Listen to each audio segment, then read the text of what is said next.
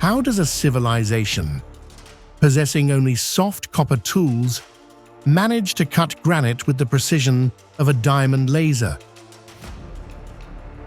We are taught that history is a linear progression, yet the stones tell a far more unsettling narrative. From the depths of the Pacific to the peaks of the Andes, we find structures that defy the engineering capabilities of their time.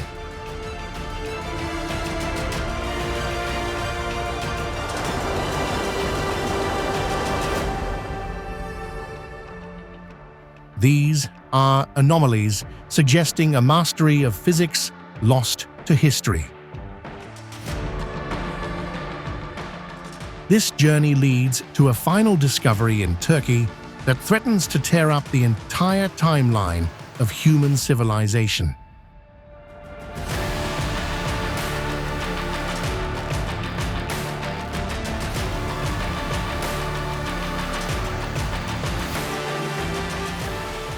The past is more modern than you think.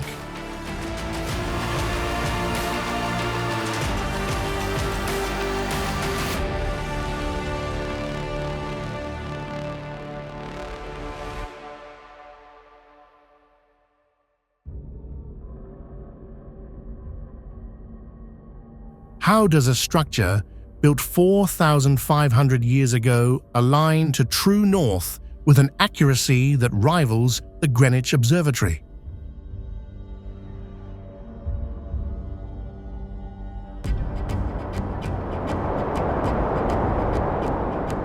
The sheer mathematical perfection of the Great Pyramid suggests that its builders possessed a knowledge of the Earth's dimensions that should not have existed at the time.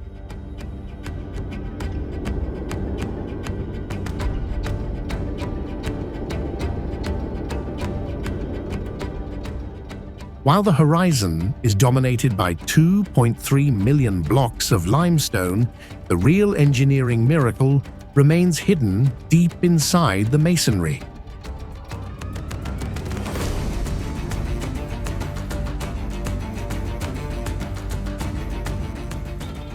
Traditional theories of long external straight ramps crumble when trying to explain how workers maneuvered massive stones to the very pinnacle of the structure without the ramp collapsing under its own weight.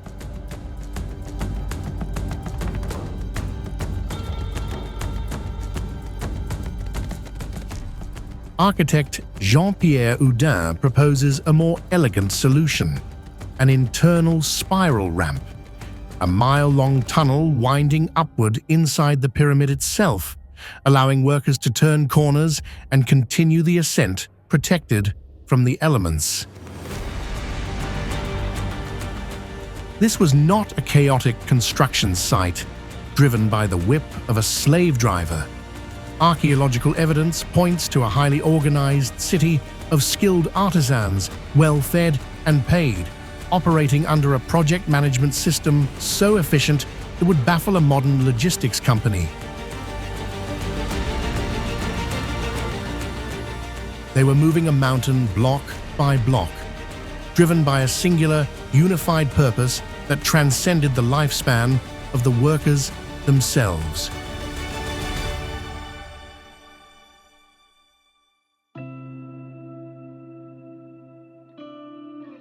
Emerging from the narrow, shadowing gorge of the Sick, the sunlight suddenly hits the rose-red facade of Al-Khazni, creating one of the most dramatic reveals on the planet.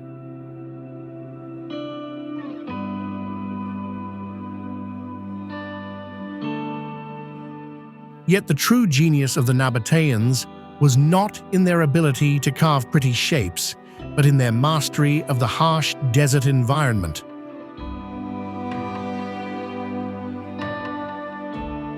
Flash floods in these canyons are lethal, capable of snapping trees and drowning caravans in minutes.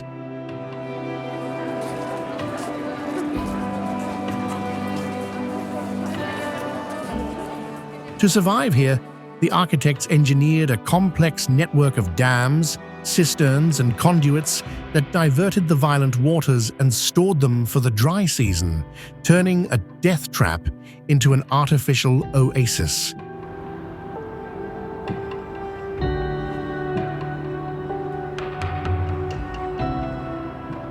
The construction method of the treasury itself required a terrifying level of foresight.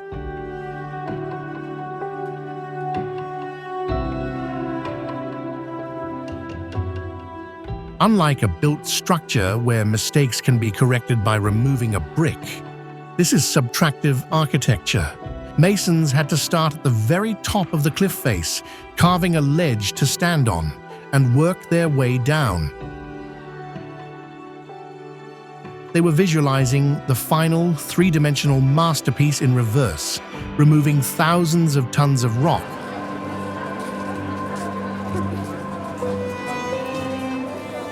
A single crack, caused by an overzealous hammer strike on a column capital, would have ruined the entire cliff face, leaving no room for error.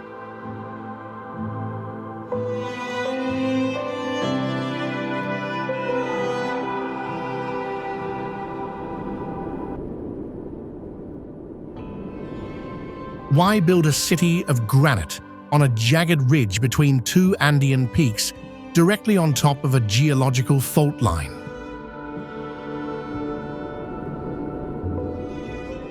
The location of Machu Picchu seems almost suicidal, yet it has stood for 5 centuries while modern cities have crumbled. The Inca engineers spent nearly 60% of their overall effort on the underground foundations and drainage systems that visitors never see. Without this hidden infrastructure, the torrential rains of the cloud forest would have caused the mountainside to slide into the Urubamba River generations ago. The walls above ground display a profound understanding of seismic activity. Mortar cracks during an earthquake, causing walls to collapse, so the Inca used none. Instead, they cut stones with such precision that they interlock. When the earth trembles, the stones dance, bouncing and shaking to dissipate the seismic energy before settling back into their original positions. This structure moves with the mountain rather than fighting against it.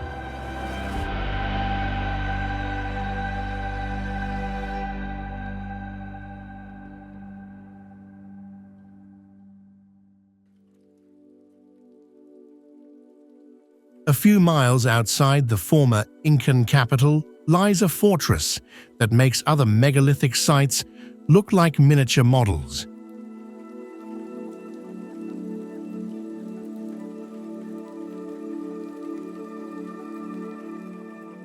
Here, the blocks are not just large, they are monstrous, with some weighing upwards of 120 tons.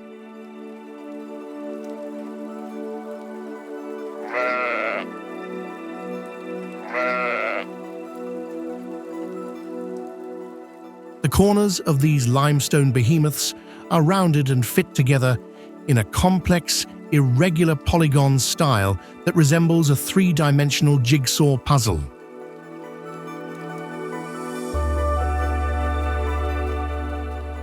A blade of grass cannot pass between the joints, even after hundreds of years of erosion and earthquakes.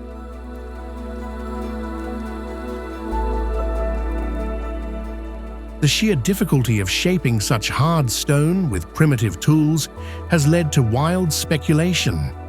Some local legends and modern researchers whisper about the use of acidic plant extracts or thermal techniques to soften the rock, allowing it to be molded like clay before hardening again. Others argue for the sheer brute force of friction, grinding stone against stone for decades. Whatever the method, the builders treated these titanic weights as if they were styrofoam, arranging them with an aesthetic fluidity that defies the rigid laws of gravity.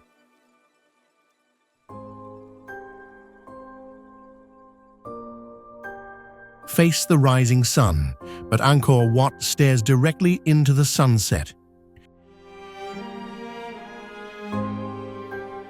In Hindu cosmology, the west is the direction of death, leading scholars to believe this colossal structure was designed not merely as a place of worship, but as a mausoleum for King Suryavarman II.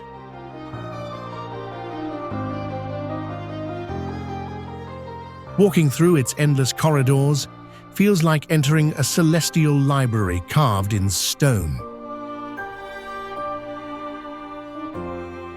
The walls are wrapped in over 12,000 square feet of intricate bas reliefs, including the famous churning of the Ocean of Milk.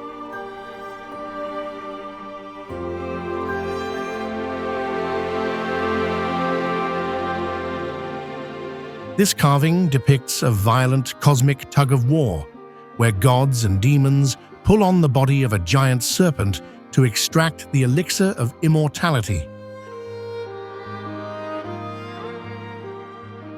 What makes this place truly baffling is the speed of its creation.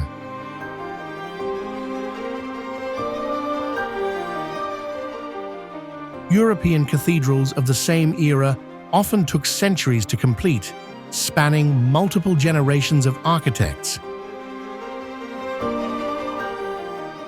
Yet Angkor Wat, containing more stone mass than the Great Pyramid of Giza, was finished in less than 40 years.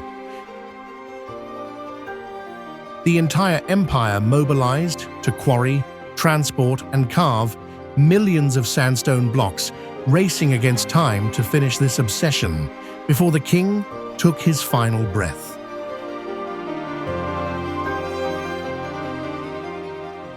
In the shadow of these looming towers, a macaque casually cracks a coconut on the sacred steps, indifferent to the silent majesty surrounding him.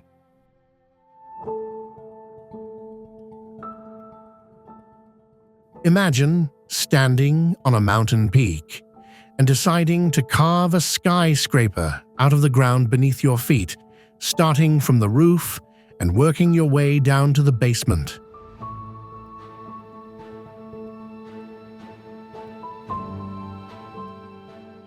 The Kailasa Temple in Ellora is not a building constructed by assembling stones.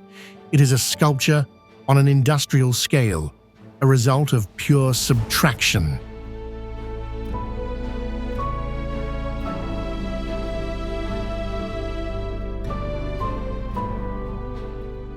Masons began at the top of a basalt cliff and removed over 200,000 tons of volcanic rock, creating a complex standing free from the parent mountain.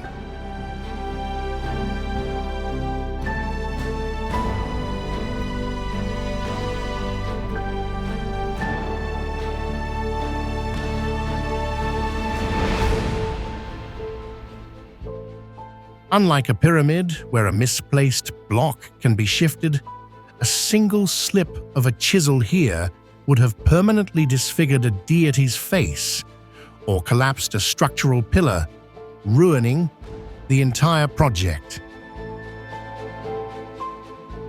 The architects had to visualize the entire three-dimensional complex, including its bridges, rainwater channels, and intricate statues, before the first stone was even struck.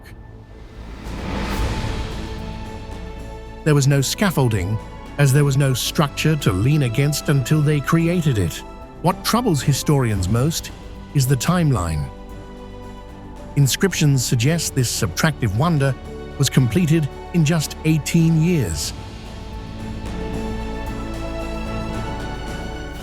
To achieve this, workers would have needed to excavate and detail roughly 5 tons of rock every single hour, day and night, for 2 decades straight, displaying a relentless consistency that rivals modern heavy machinery.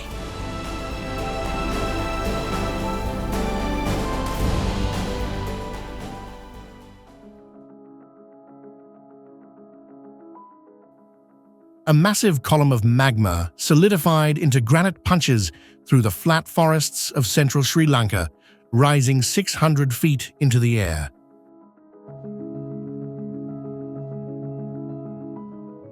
Upon this vertical slab, King Kassapa chose to build not just a fortress, but a pleasure palace in the sky. The entrance alone was designed to terrify, forcing visitors to walk through the open mouth of a colossal brick lion, of which only the paws remain today.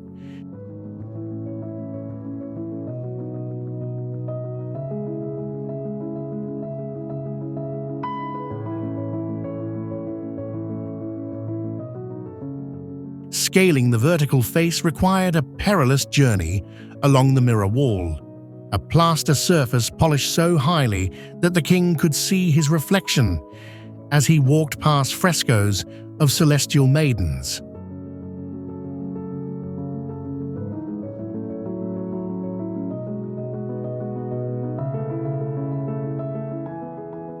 But the summit presents an engineering anomaly that baffles hydrologists.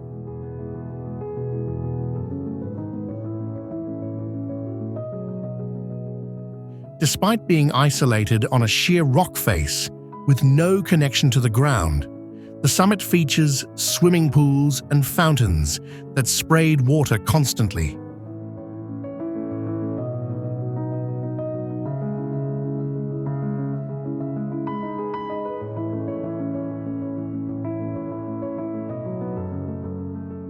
The builders utilized a sophisticated system of underground terracotta pipes and hydraulic pressure to force water uphill against gravity, a feat comparable to Roman aqueducts, but executed in a tropical jungle.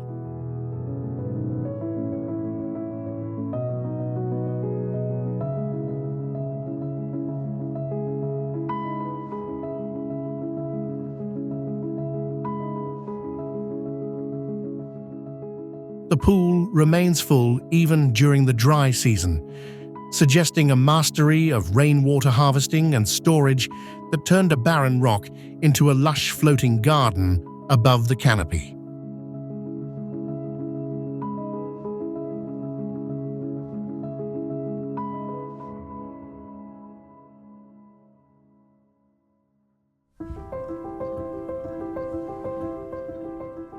While the massive sarsen stones form the iconic silhouette against the English sky, the true enigma lies in the smaller blue stones nestled within the inner circle. Geological fingerprinting traces these specific rocks to the Preseli Hills in Wales, over 150 miles away.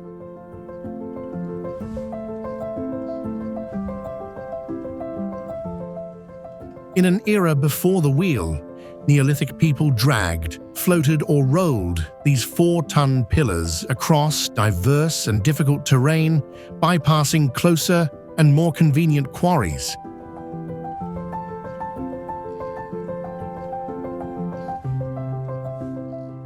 Once arranged, the site transformed into a prehistoric calculator.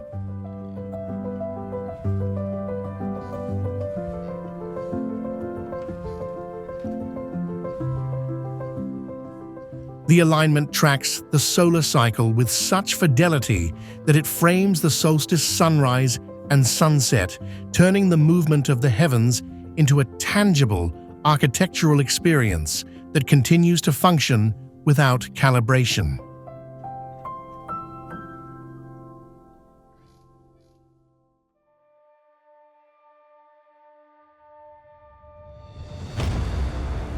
On the Coromandel coast, 5 stone chariots stand frozen in time, carved from a single, continuous ridge of granite.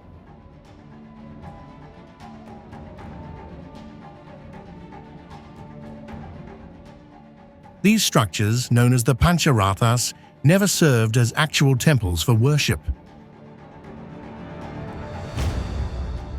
They appear instead to be a life-sized architectural portfolio, a testing ground where 7th century sculptors experimented with different Dravidian roof styles and structural loads on a unified canvas.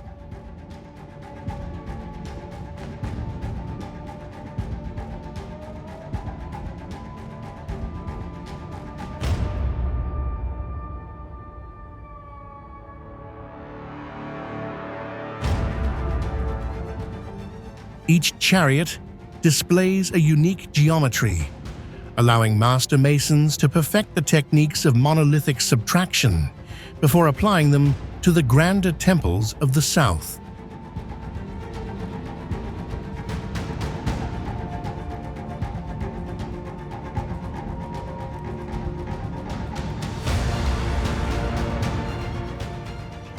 The unfinished base of the structures reveals that work stopped abruptly, leaving a permanent snapshot of the carving process, where the rock transitions from raw nature to refined art.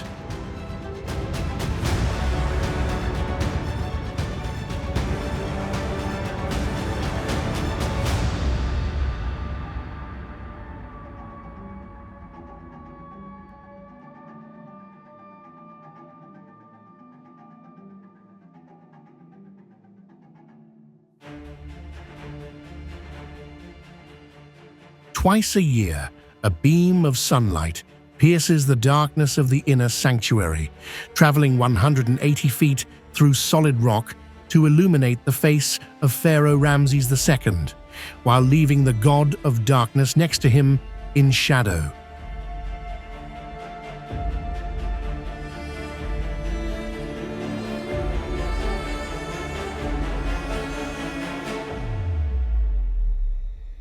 This astronomical precision was achieved by cutting directly into the face of a sandstone mountain.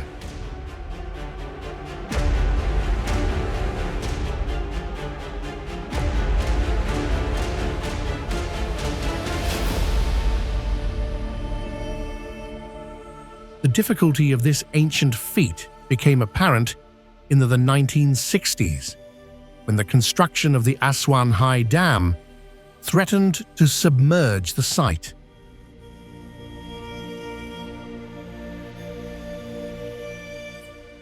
An international coalition of engineers and heavy machinery took 5 years just to cut the temple into movable blocks and reassemble it on higher ground.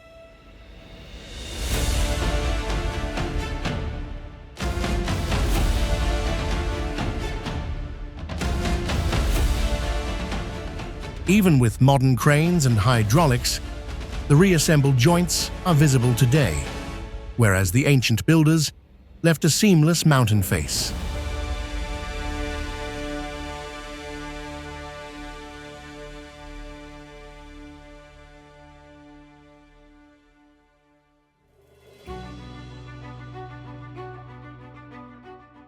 In 1850, French archaeologist Auguste Mariette blasted open a sealed door in the desert, expecting to find a burial chamber filled with mummies and gold.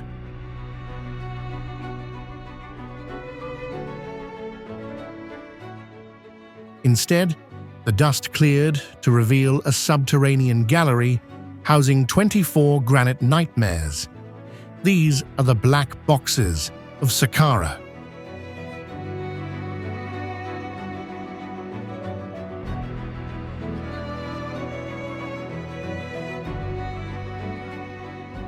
Each coffer is carved from a single block of rose granite, weighing up to 100 tons, capped with a lid that alone weighs 30 tons.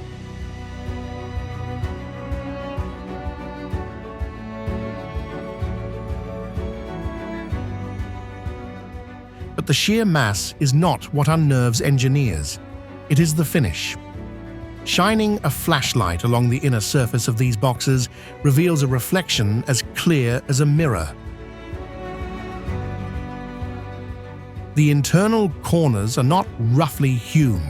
They are cut to a perfect 90-degree angle with a precision that implies the use of fixed-axis tools rather than handheld chisels. To achieve this level of optical flatness inside a cramped box requires technology that we would struggle to deploy today. The ancients somehow dragged these behemoths through narrow underground tunnels, maneuvering around tight corners with mere inches to spare.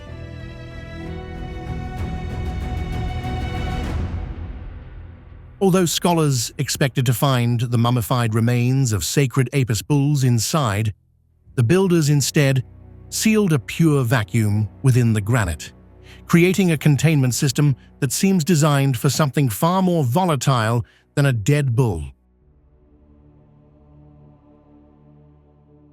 On the windswept Altiplano, ruins typically appear as scattered piles of rough rock, but Pumapunku looks like a dismantled engine block left behind by giants.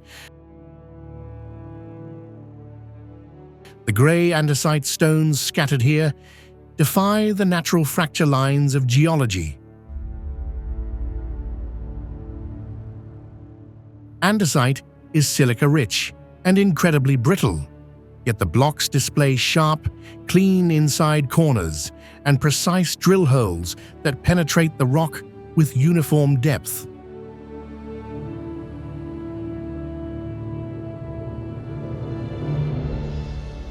What sets this site apart is the standardization. The famous H-blocks are identical in dimension, suggesting they were not carved individually for unique positions, but were mass-produced according to a single schematic. This implies a system of prefabrication, where components were created in a factory-like setting and then assembled on-site, like a complex modular kit.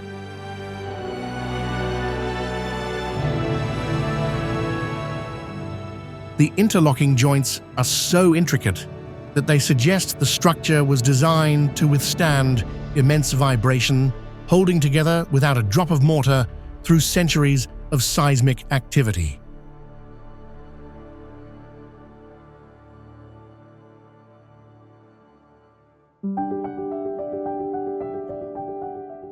In the remote highlands of Ethiopia, the ground opens up to reveal the roof of a building shaped like a perfect cross, carved flush with the Earth's surface. Local tradition insists that while men work by day, angels descended to continue the labor by night, which explained the impossible speed of its creation.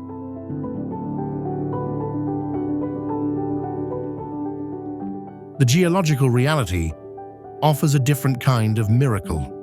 The builders utilized red volcanic tuff, a rock that possesses a unique property. It is soft and malleable when moist, but hardens like concrete upon exposure to the air.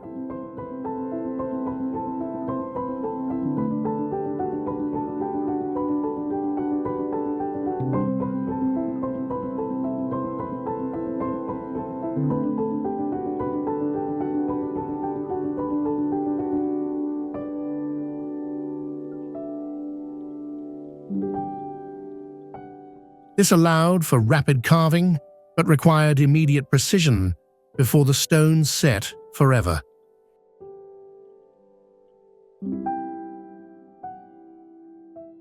Yet sinking a structure 40 feet into the earth creates a massive risk of flooding during the rainy season.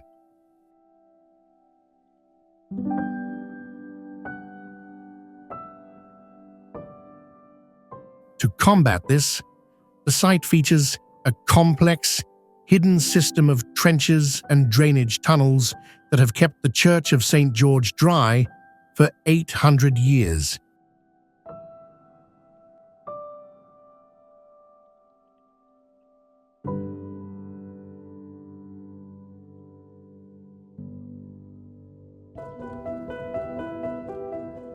Long before the Aztecs arrived to name it the City of the Gods, an unknown civilization laid out a metropolis that rivals the planning of modern Manhattan.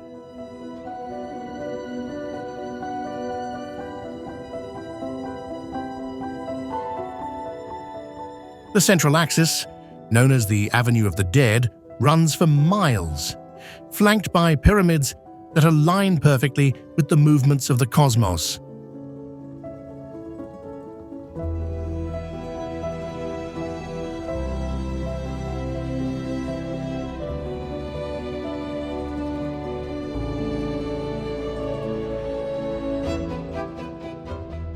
This was not an organic village that grew over time. It was a master plan executed from day one with a grid system that dictates the position of every wall and plaza.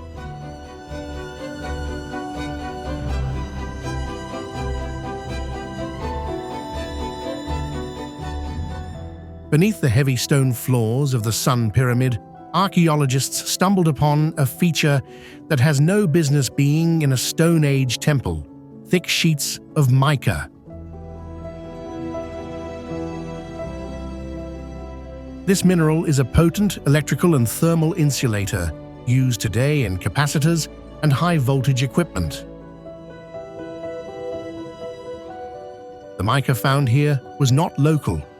It was transported from thousands of miles away in Brazil and installed out of sight under the floorboards, serving a hidden function that had nothing to do with decoration.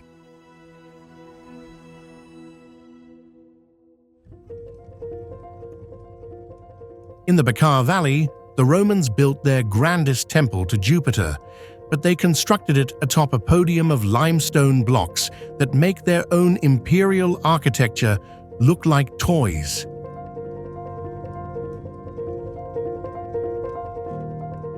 Three specific stones, known as the trilithon, sit within the foundation wall, each weighing 800 tons.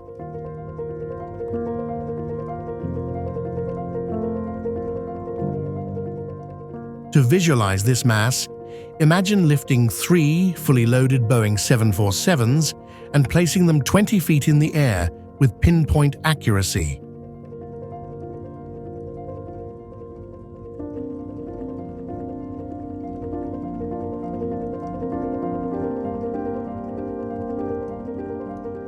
There is no historical record explaining how these monoliths were quarried, transported, and lifted into place.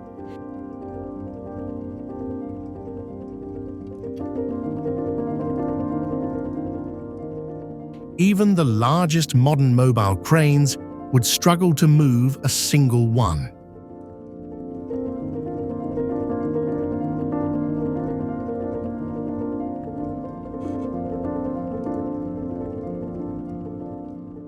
The quarry nearby holds an even larger secret called the Stone of the Pregnant Woman, a block left attached to the bedrock that weighs over 1,000 tons.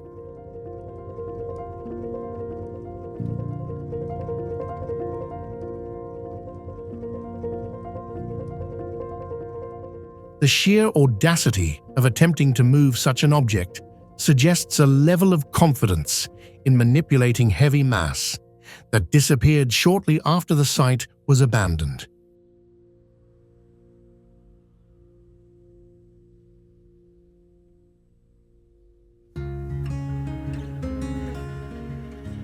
Deep in the Pacific Ocean, thousands of miles from the nearest continent, a ghost city rises from the reef. Nan Madol consists of 92 artificial islands, constructed not of coral or limestone, but of immense magnetic basalt logs stacked like firewood.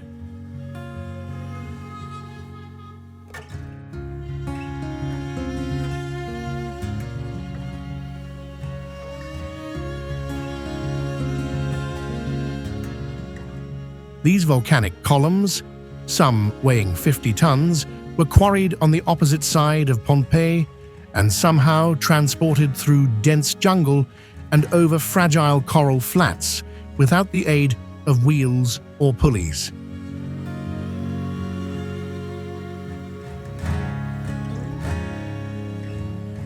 The sheer impossibility of the task has led local oral history to claim that twin sorcerers arrived by canoe and levitated the stones into place using acoustic magic.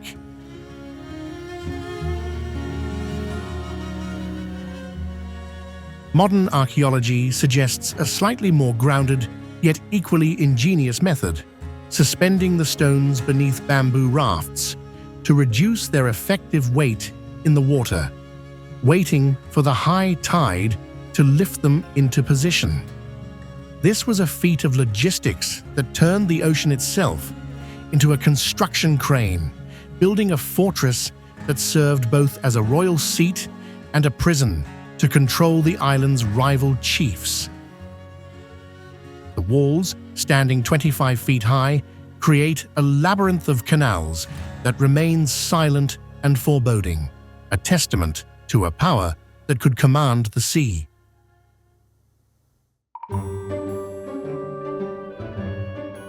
"60 feet beneath the surface of the Ryukyu waters, a shark diver looking for hammerheads in 1986 stumbled upon a monolith that shouldn't exist.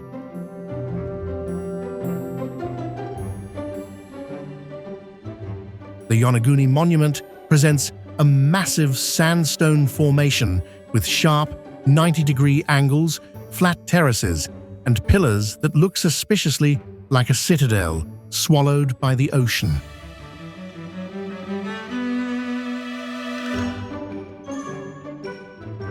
Geologists argue that tectonic forces in this seismically active region can fracture sandstone into straight lines, creating a natural illusion of order known as cleavage planes. However, the presence of two round holes seemingly drilled for posts, a straight road-like trench, and a triangular pool structure challenges the theory of random nature.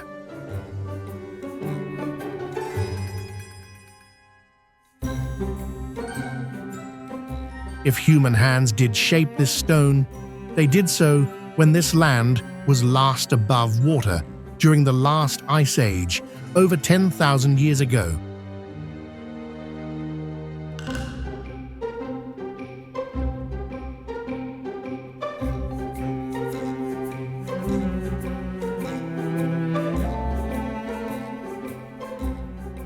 Such a timeline would predate the pyramids of Egypt by 5 millennia, suggesting that a sophisticated culture flourished on the Pacific coast long before history books acknowledged the first cities, only to be erased by the rising tides.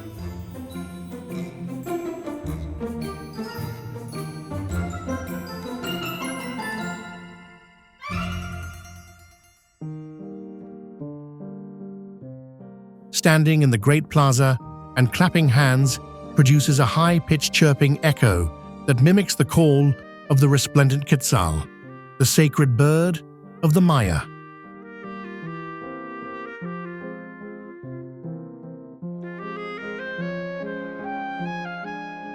This acoustic engineering at Tikal was likely intentional, allowing priests to converse with the gods through sound that rippled across the jungle canopy.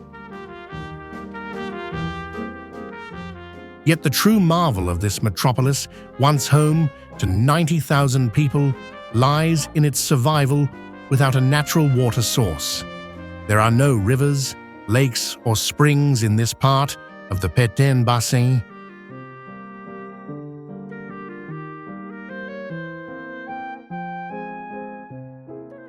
The Maya transformed the entire city into a giant funnel, paving the plazas with sealed plaster to catch every drop of torrential rain and channeling it into vast, man-made reservoirs using gravity.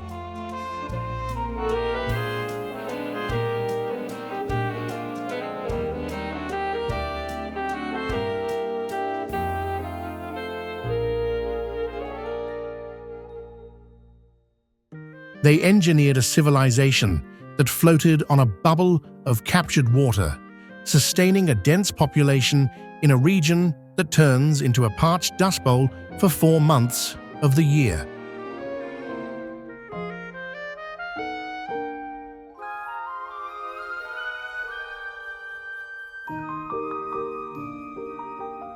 When the forest eventually reclaimed the limestone temples, it hid a hydraulic system that rivaled Rome in its complexity.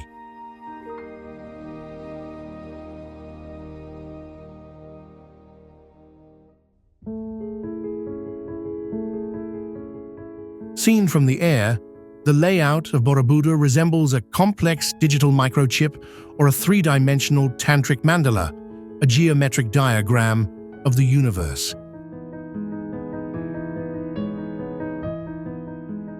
2 million blocks of volcanic stone interlock without a single drop of mortar to hold them together.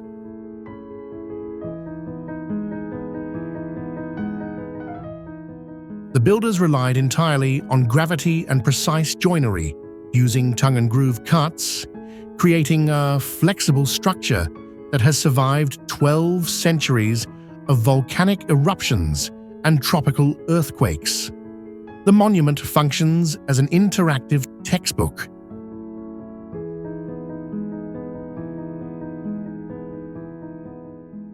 Pilgrims ascend through 9 stacked platforms, physically walking past 2,500 relief panels that narrate Buddhist teachings.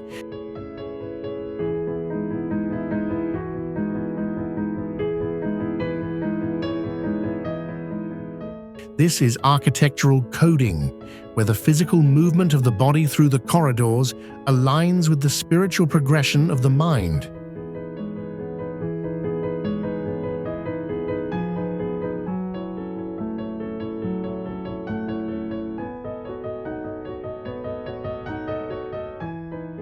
Hidden at the base, buried behind a reinforcing wall, added by the original architects to prevent collapse, lies an entire series of reliefs depicting earthly desires covered up forever to physically support the weight of enlightenment above.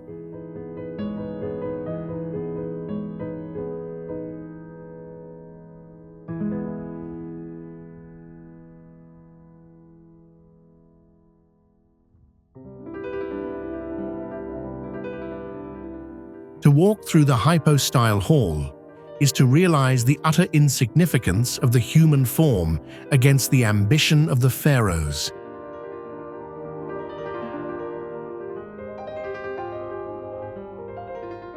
"134 sandstone columns rise like a petrified forest, blocking out the sky and swallowing the horizon.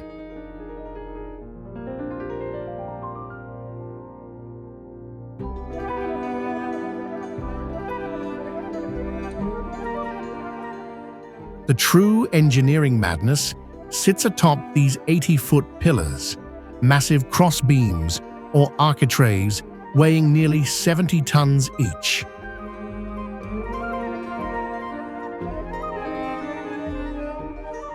Lifting such weight to the height of a modern 6-story building without cranes seems physically impossible.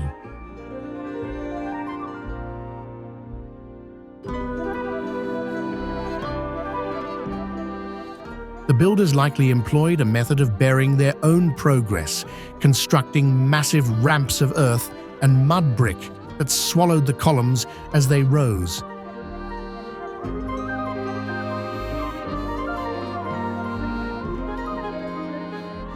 They dragged the lintels up the artificial slope to their final resting place, only to spend months excavating the hall back out of the dirt, revealing a space designed not for men, but for the stride of giants.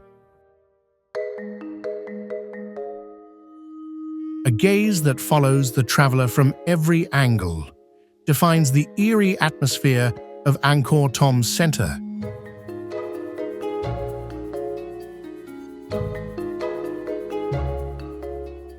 "216 gigantic faces carved into the towers look out in all 4 cardinal directions, bearing a smile that is at once benevolent and unsettling.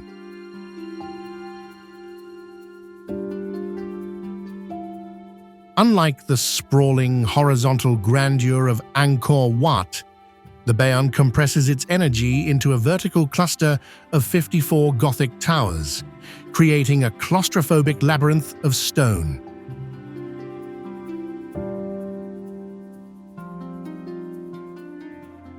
King Jayavarman VII rejected the rigid Hindu symmetry of his predecessors in favor of this chaotic Buddhist mandala.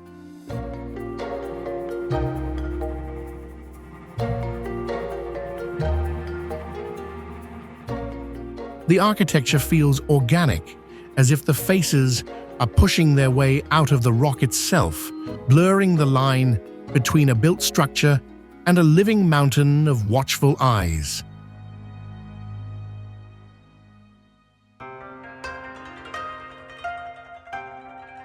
What if a simple hill in West Java conceals the oldest pyramid on Earth?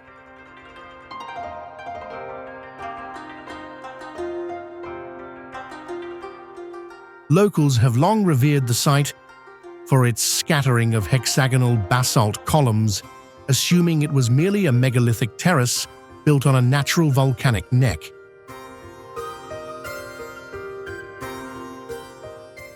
However, recent ground-penetrating radar surveys have sent shockwaves through the archaeological community, revealing distinct geometric layers extending nearly 100 feet underground.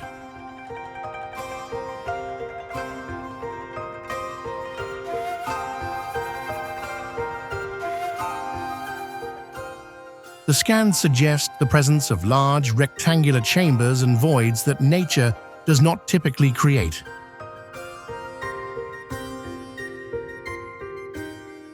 If the radiocarbon dating of the organic material found between these deep layers is accurate, construction here began over 20,000 years ago, during the depths of the last ice age.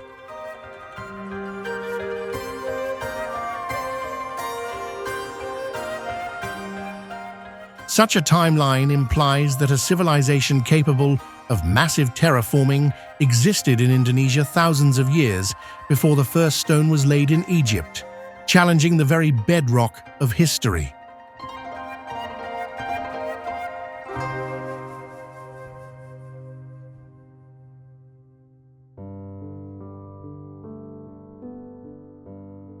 In 1963, a local man knocked down a wall in his basement renovation and accidentally opened a portal to a lost civilization.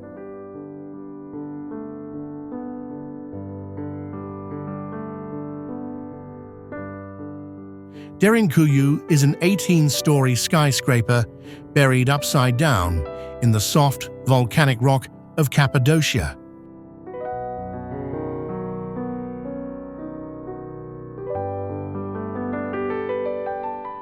This was not a primitive hole dug for temporary shelter. It was a sophisticated, self-contained bunker designed to sustain 20,000 people, along with their livestock, wine presses, and chapels for months at a time.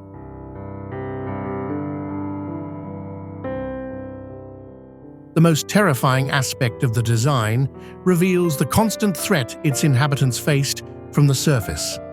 Massive circular stone doors, weighing half a ton each, stand ready to roll across the corridors, sealing the tunnels instantly from the inside.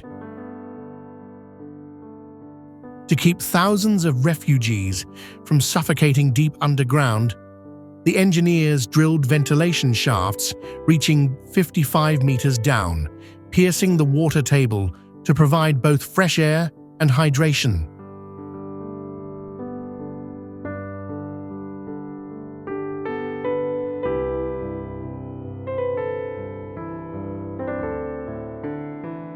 The airflow creates a natural draft so efficient that even at the deepest levels, the atmosphere remains breathable, a feat of fluid dynamics that modern mining engineers still admire.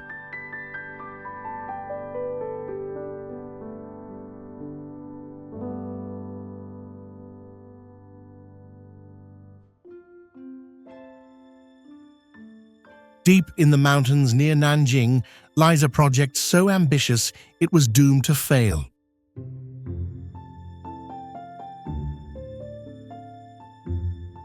The Yangshan Quarry houses the components of a stele ordered by the Yongle Emperor, intended to be the largest monument ever erected.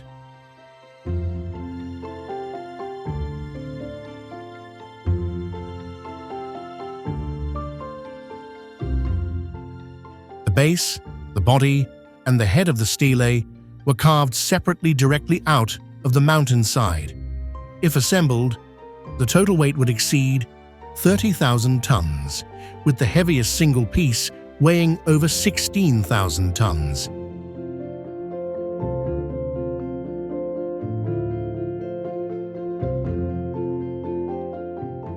The scale is so immense that the workers lived and died in the shadow of the very stones they were cutting.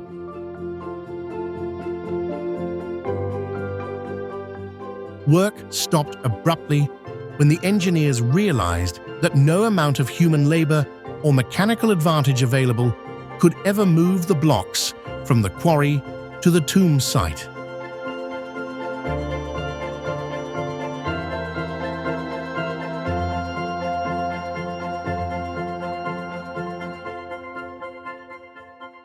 It stands today as a frozen moment of imperial hubris, where the desire to conquer nature finally hit the hard limit of physics.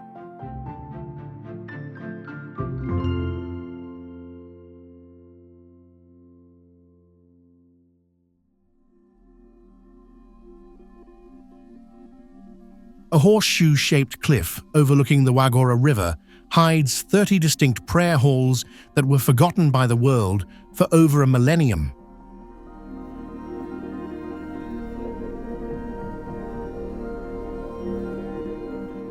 The Ajanta caves combine brutal rock excavation with delicate, high-definition frescoes.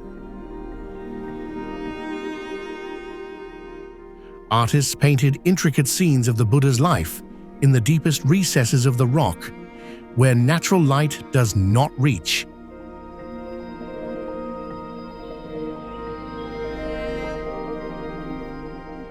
To solve the problem of painting in pitch blackness without soot from torches damaging the colors, they likely utilized a system of polished metal mirrors and pans of water to reflect and amplify sunlight from the cave mouths into the inner sanctums.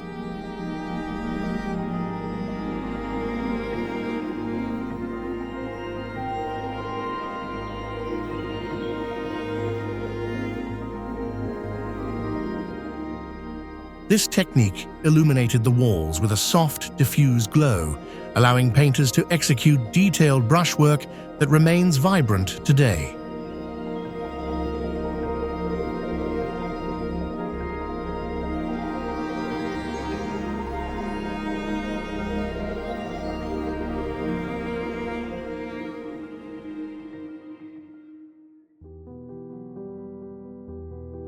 Behind the ornate and beautifully decorated temple of Seti I in Abydos lies a structure that feels alien to the rest of Egypt.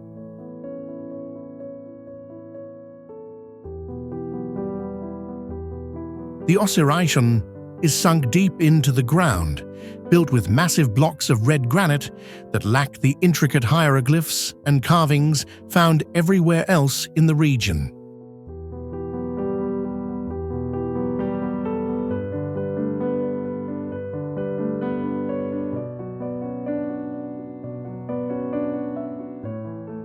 The aesthetic here is stark, brutal, and industrial, resembling the megalithic architecture of Peru more than the refined style of the pharaohs.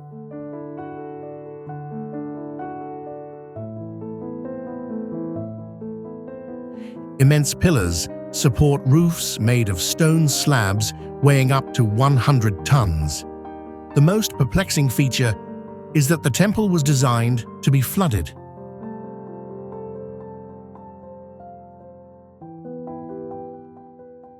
It taps into the natural water table, creating an island in the center meant to represent the primeval mound of creation, rising from the chaotic waters. Some geologists suggest the silt layers indicate it is far older than the dynastic Egyptians, who may have simply excavated and repaired a structure left behind by a civilization they themselves considered ancient.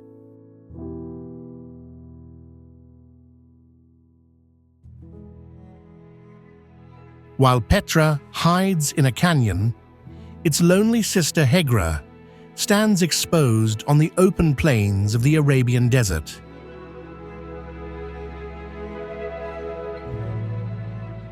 The Nabateans carved over 100 monumental tombs here, but the Casa al-Farid, or the Lonely Castle, steals the horizon. It stands as a solitary block of sandstone 4 stories high, isolated from any surrounding rock.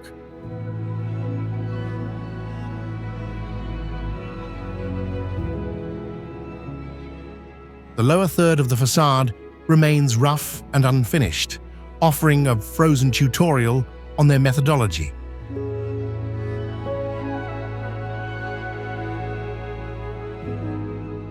It confirms that the masons worked strictly from the top down. Standing on the very shelf of rock, they were in the process of eliminating the need for scaffolding in the middle of a treeless wasteland.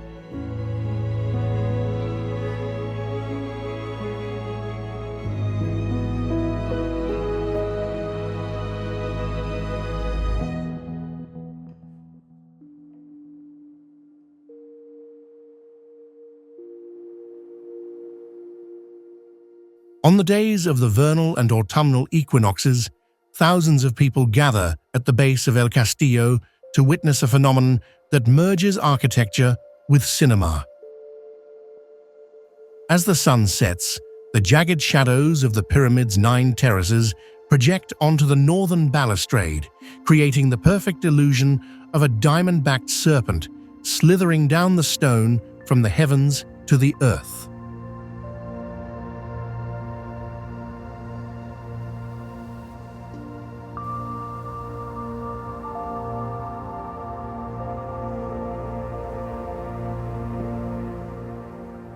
This visual trickery required the Maya architects to possess an absolute understanding of the sun's position centuries in advance.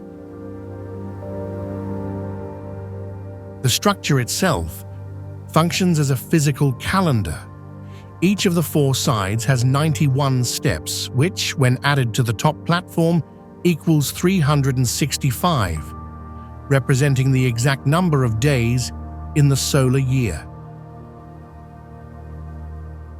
The pyramid locks the passage of time into stone, turning the movement of the sun into a divine performance that has played out on schedule for 1,000 years. Rising from the plains of Thanjavur, the Great Vimana Tower stands nearly 200 feet tall, yet it is completely hollow inside, stacking interlocking granite blocks like a house of cards without binding material.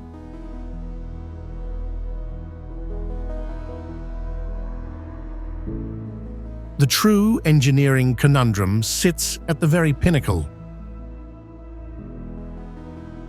A single, solid block of granite, the kumbam, weighs 80 tons, which is equivalent to a fully loaded commercial jet.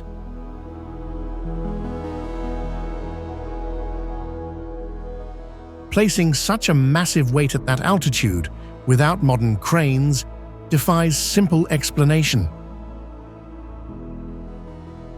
Theories suggest the builders constructed a gentle earthen ramp beginning 4 miles away, dragging the stone up an incline that took years to traverse.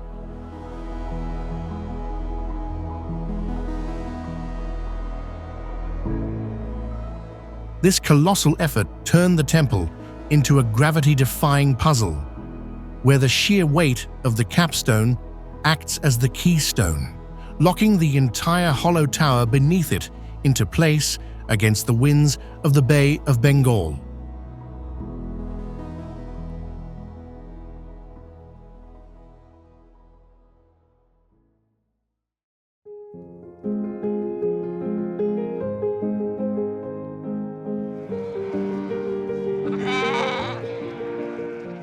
elements of the cosmos. Elements of the cosmos. This was not an organic village that grew over time. It was a time. It execute master plan executed from day one.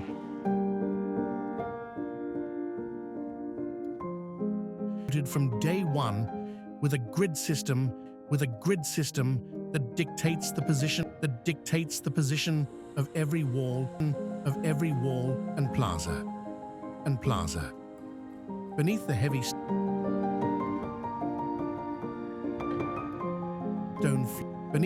stone floors of the Sun Pyramid, archaeologists stumbled upon a feature that has no business being in a Stone Age temple.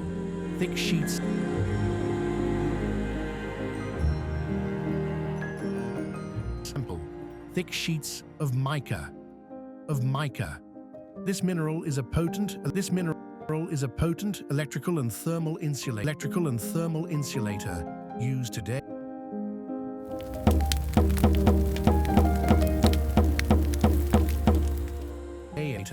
Used today in capacitors and high voltage equipment. The mica found here was not local.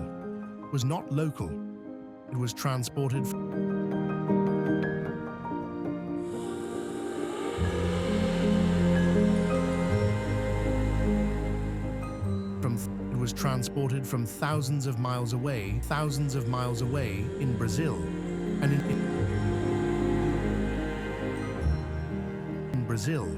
and installed out of sight under the floorboards, serving a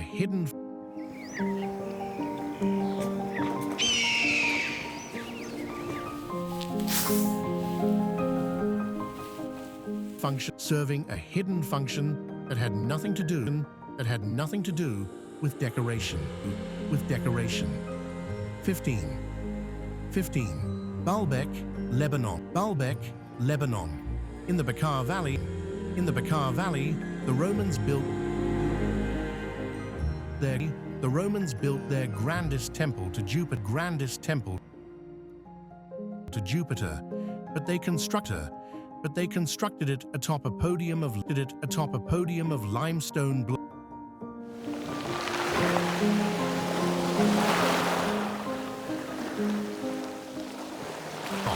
Limestone blocks that make their own imperial architecture look like toys.